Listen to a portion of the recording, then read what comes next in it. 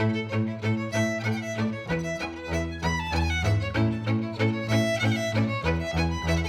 Jeremy, Yes, how do bears catch fish? I don't know. How do bears catch fish? They use their bare hands. Oh, All you, you, right. you mean they have the right to bear arms? Exactly. All right. So we're going to kick off. We're doing something a little bit different this evening on a Tuesday evening. We're going to do some wildlife facts fast. If you can say Not that. easy to say. Yes. Maybe by the end of the series, I will have that down. But we're going to be doing some wildlife facts really fast. And Jeremy's going to kind of teach us about bears in New Mexico. So, Jeremy, you want to jump right on in? Sure, yeah. My name's Jeremy Lane. I'm a public information specialist with the New Mexico Department of Game and Fish. And like Christina said, we're trying something new this evening. Let us know what you think. We want to give you some good information, but studies show that videos online need to be about like 5 minutes or less. So we want to bring you good information, but also be entertaining and quick at the same time. So we're going to have a little fun tonight, a little tongue in cheek. Let us know what you think. And tonight we are talking about bears. So if you didn't know, the only naturally occurring bear species in the state of New Mexico is the black bear. Um, so what might be like an unnaturally occurring species? Well, obviously robo bear. What kind of question is that? Robo bears are unnatural. There you go. We used to also have a second species. You may not know. We used to have grizzly bears in the Gila Wilderness in the southwest region of the state. The last grizzly in New Mexico is thought to have been killed in 1931 in the Gila Wilderness. There were some sightings persisting until the 50s, though. So we used to have two species. Now, though, we just have the black bear. Now, as the name suggests, the black bear can be black, but it can also be brown, which seems to be a little bit more common in the state. They can also be a reddish brown, also called cinnamon color, and they can even be what's called blonde or kind of white face. So all of these are still the species black bear, and it's the only kind of bear we have in the state. So just because you see a brown bear doesn't mean you saw a different species. The species name is black bear, and that can be a little confusing. Some colors that don't appear in the wild are green, yellow, and red. So gummy bears are alive. Yeah, you heard it here first, right? Gummy bears are alive. The female bear is called a sow.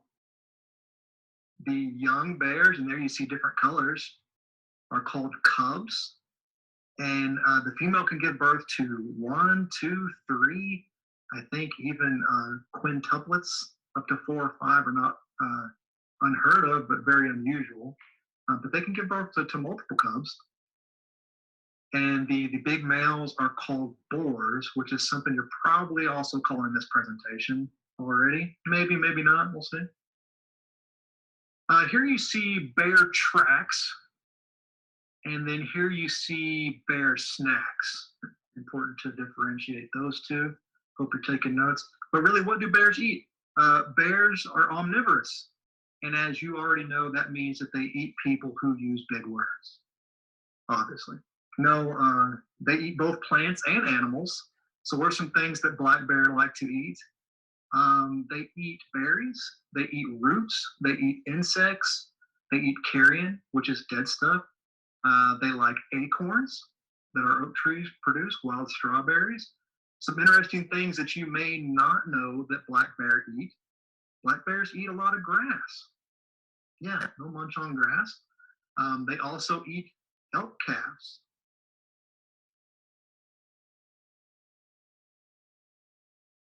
They can also get into human food, which is a bad situation for us and our property and our bears. But yeah, they can get into our trash too.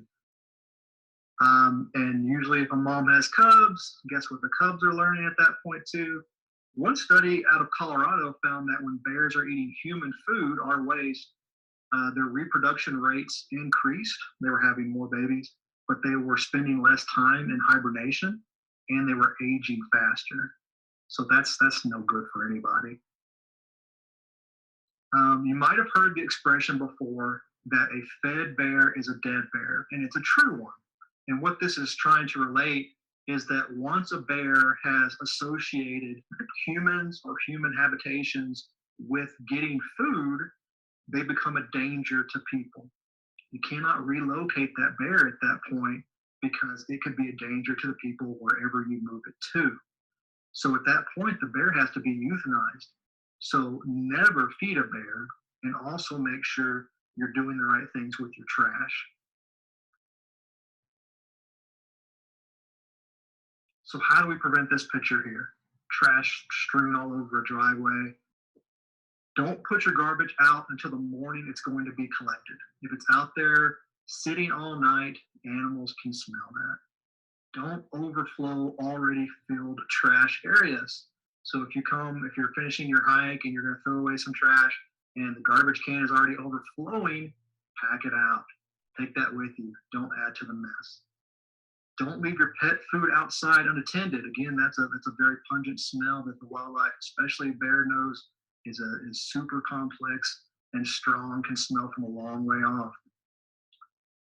Anywhere that you might camp in New Mexico is to be considered bear country, anywhere in the state. So make sure you hang your food high enough and far enough away from a tree that a bear can't get to it.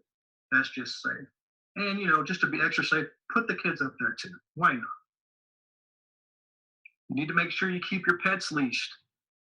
We all like to let our dogs run alongside us, but those can be a threat or a snack to predators, including bears and mountain lions. So not only is it a good idea, it's usually the rule in law to keep your pet leashed.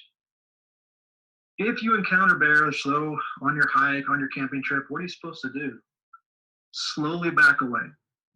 Maintain facing the bear, but slowly back away. Maybe talk to it, say no bear, that kind of thing. Slowly wave your hands or hold your clothing open to appear bigger. Make yourself more intimidating, less of a tasty morsel. And if you are attacked, fight back in the case of black bears. Go for the nose and the eyes, the sensitive areas particularly. That old adage that you might have heard about playing dead applies to grizzly bears, not to our black bears. Do not play dead. Fight back with our black bears. We like bears so much that we've used them as our logo since 1935, a very long time.